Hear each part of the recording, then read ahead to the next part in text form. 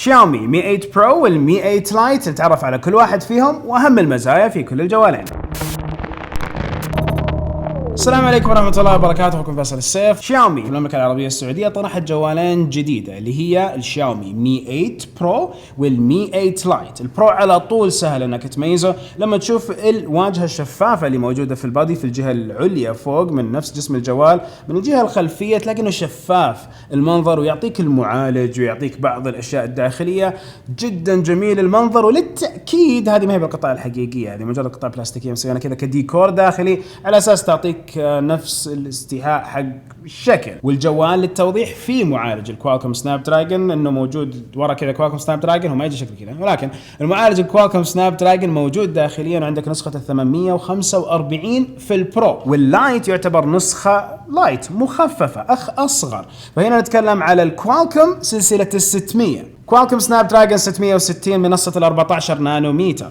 نتكلم على كل واحد من الجوالين في أشياء تميزهم. فلو شفنا الجوال الأساسي البرو، الشيء كثف، الشيء اللي مرة راقي، حنلاقي بصمة موجودة في نفس الشاشة، موجود عندكم ذكاء صناعي، موجود عندكم أكثر من شيء، بالذات الذاكرة اللي موجودة هي 8 جيجا بايت في نفس الجوال البرو، ونتكلم على سعة تخزينية 128 جيجا بايت من ناحية السعة. وأيضا ياخذ شريحتين، وياخذ عندكم بعض المزايا مثل الكاميرا اللي فيها ذكاء صناعي، الكاميرا الخلفية موجود فيها ذكاء صناعي. من ناحية التصميم زي ما ذكرنا، الجوال يجيب تصميم شفاف في الخلف يبين شكل العتاد والمعالج. طبعا للتوضيح، شكل العتاد اللي تشوفه غير حقيقي، مجرد ستيكر هم أضافوه تحت الغطاء الزجاجي الخلفي. عموما الجوال يجي بهذه القطع والأشياء داخليا، ولكن مو بالنظام والترتيب اللي انت شايفه بهالمنطقة الشفافة. وأيضا الجوال يجي بإطار مصنوع من الألمنيوم، والزجاج في الجهة الأمامية تيجي بطبقة حماية الكورنينج غوريلا جلاس 5. الشاشة تيجي بنتوء علوي وحجمها 6.21 إنش بدقة إلى 2248 في 1080 من نوع السوبر أموليد. أبعادها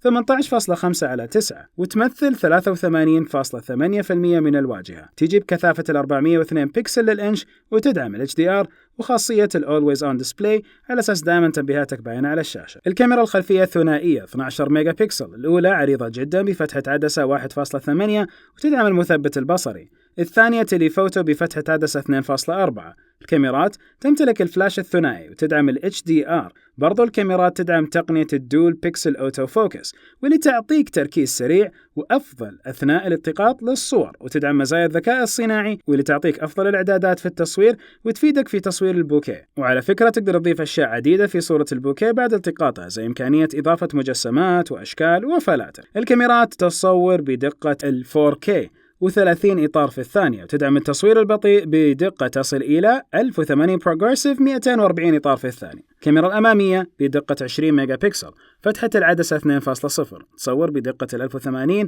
30 إطار في الثانية. الكاميرا تدعم التصوير نمط ال AI Portrait وتدعم نمط التجميل. الكاميرا الأمامية على نفس الشاومي هي 20 ميجا بكسل. في الحين عندنا زي في مكتب ثاني بعيد قاعدين نسوي فيها، اللي سامعين الصوت ولا لا، لكن الفكرة انه المايكات حقت نفس الجوال جيدة جدا، بتعطيك اداء كويس مع الإضاءة. شوف الحين غبشت، قاعد يحاول يضبط الصورة كذا افضل.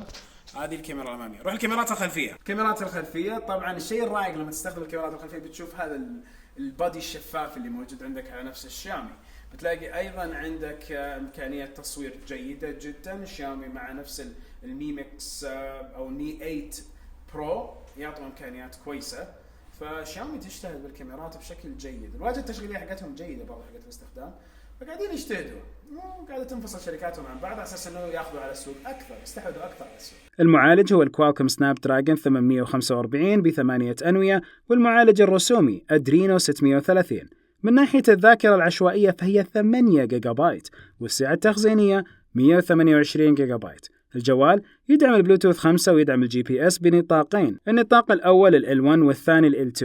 من ناحية المنافذ فهو يمتلك منفذ ال USB Type-C وما يمتلك منفذ سماعة. النظام التشغيلي أندرويد أوريو 8.1 بواجهة المي يو آي 10. ومن ناحية البطارية تجي بسعة 3000 ملي أمب، ويدعم الشحن السريع بتقنية الكويك تشارج 4 بلس. الإيجابيات: تصميم ممتاز، وخصوصا الطبقة الشفافة في الخلف معطية شكل غير. البصمة مدمجة في الشاشة تعطي سرعة استجابة جيدة. العتاد اللي يقدمه يعتبر جدا كويس على نفس الجهاز هذا.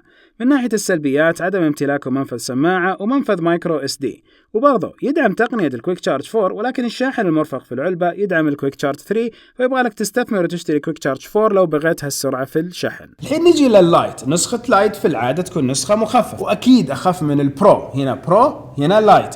بنتكلم على اللايت، هنا حيكون عندكم الكوالكوم سناب دراجون 660 وبعض الأشياء الأخرى. من ناحية التصميم، الجوال من الأمام والخلف مصنوع من الزجاج، ويجي بإطار مصنوع من الألمنيوم، والكاميرات تجي بالعرض مو بالطول زي المي 8 برو. برضو الشاشة تمتلك نتوء علوي ولكن أصغر من المي 8 برو، حجمها 6.26 إنش بدقة الفول اتش دي بلس 2248 في 1080. الشاشة نوعها ال IPS LCD بأبعاد 19:9، تمثل 82.5% من الواجهة، وتجي بكثافة 403 بكسل للإنش. الكاميرا الخلفية ثنائية، الأولى بدقة 12 ميجا بكسل وفتحة عدسة 1.9، الثانية بدقة 5 ميجا بكسل وفتحة عدسة 2.0. الكاميرات تدعم المثبت الإلكتروني EIS وال HDR، وتمتلك فلاش ال LED، وتصور بدقة تصل إلى 2160 بروجريسيف و30 إطار في الثانية، وأيضا تصور بنمط التصوير البطيء بدقة يا 1080 يا 720 وكلهم ب 120 إطار في الثانية. برضو الكاميرات تدعم تقنية الدول بيكسل أوتو فوكس، واللي تعطيك تركيز سريع وأفضل أثناء التقاط الصور، وتدعم خصائص الذكاء الصناعي في التصوير. برضو الكاميرا تقدم مجموعة فلاتر ومجسمات تقدر تستخدمها في صور البوكيه. الكاميرا الأمامية بدقة 24 ميجا بكسل 1.8 أومة بكسل لارج بيكسلز، يعني البكسلات أكبر من البكسلات المعتادة. الكاميرا تدعم ال HDR وتدعم التصوير بنمط التجميل الذكي، مسمينه AI Beautify النسخة السادسة، وتصور بنمط البوكيه، وبرضه تصور بدقة 1080 Full HD عدد 30 إطار في الثانية. الكاميرا الأمامية 24 ميجا بكسل. يركزوا شاومي في المي 8 لايت إنه الكاميرا الأمامية حتعطيك بيوتي فيكس، فأنت الصور هتكون فيها الجمالية، نمط الجمال المفروض موجود. هذا الحين في مقر تكبيلز، خلنا نشوف، لاحظين الإضاءات والألوان كيف، فشيء جدا جميل. الكاميرا الأمامية على نفس الفئة السعرية وعلى نفس الجوال هذا. والكاميرتين اللي ورا هذا 12 ميجا بكسل وعندكم 5 ميجا بكسل. هذه الكاميرتين هلا معك كيفك؟ هلا والله هلا وسهلا. اوكي، فملاحظين الانوار كيف ورا وجاي السطوع علينا. طبعا هو اوكي اشكر بس الطمور بس احنا لا. اوكي المهم، فنتكلم على كاميرتين موجوده في الجهه الخلفيه، ايضا حتعطي اداء جدا جيد اقدر اقول على نفس هذه الفئه من الجوالات. السطوع الشمس كيف ورا كيف، فطبعا يفيدك بالتصوير اكثر ما يفيدك في الفيديو بشكل كامل. المعالج هو الكوالكوم سناب دراجون 660 ب8 أنوية، والمعالج الرسومي هو الأدرينو 512. الجوال يكون بذاكرة عشوائية 4 جيجا بايت وسعة تخزينية 64 جيجا بايت، وفي منه نسخة ثانية 6 جيجا بايت ذاكرة عشوائية و128 جيجا بايت سعة تخزينية. من ناحية المنافذ، الجوال يمتلك منفذ USB Type-C ومنفذ المايكرو SD، ويدعم حتى 256 جيجا بايت لكارت المايكرو SD. برضو يدعم الشريحتين أو شريحة وكارت ذاكرة SD. الجوال يدعم البلوتوث 5، والنظام التشغيلي هو الأندرويد أوريو 8.1 بواجهة المي UI 10. برضو يمتلك حساس للبصمة في الجهة الخلفية. بطارية سعتها 3350 ملي أمب، وتدعم الشحن السريع كويك تشارج 3.0. أهم الإيجابيات تصميم وجودة تصنيع جيدة. الكاميرات تقدم أداء جيد في هذه الفئة، يدعم تقنية الكويك تشارج 3.0 للشحن السريع. من ناحية السلبيات، عدم امتلاكه لمنفذ السماعة، شيء مخيب خصوصا من الفئة المتوسطة، ولكن يجي بتحويلة التايب سي لنفس المنفذ حق السماعة، هذه تجيب العلبة نفسها. الفرق الأساسي بين الجوالين هو القدرة والكفاءة. من ناحية الأداء، إذا أنت بجوال يكرف ويتحمل معاك صح، عندك أكيد حيكون المي 8 برو. إذا أنت تبغى جوال استخدام خفيف، استخدام رايق، وتبغى يعيش معاك يعطيك صور سيلفي رايقة، المي 8 لايت. أيضا لو تكلمنا على السعات التخزينية، يختلفوا بالاثنين. الشاشة نوعا ما نفس الشيء، 6.21 6.26، ما في ذاك الفرق الكبير. الجبهة هذه أكبر من الجبهة اللي هنا، فعلى أساس الجبهة الكبيرة قللت بشوي من حجم الشاشة. لكن الجوالين تحطهم جنب بعض هتلاقي الجوال اللايت فرق بسيط من ناحية الحجم، فما حيفرق معاك في الفورم فاكتور بشكل جدا كبير. في ناس يمكن تفضل بصمة في الشاشة، وفي ناس تفضل البصمة الفعلية الفيزيائية اللي ورا. وأيضا لو لاحظت على طول أو بالعرض لما نتكلم على وضع الكاميرا في كل واحد من الجوالين. انت حدد اختياراتك، شوف الوضع اللي تبغاه. تبغى شيء يكرف خذ برو، تبغى شيء انتري اقتصادي يعتبر خذ عندك اللايت. وفي نهاية الفيديو من ناحية الاسعار والالوان اللي بتتوفر عندنا في المملكة العربية السعودية جبت لكم هذه المعلومات وبحطها في وصف الفيديو على اساس تتغير نغيرها ونضبط لكم الامور ويصير عندكم كامل المعلومات باذن واحد احد.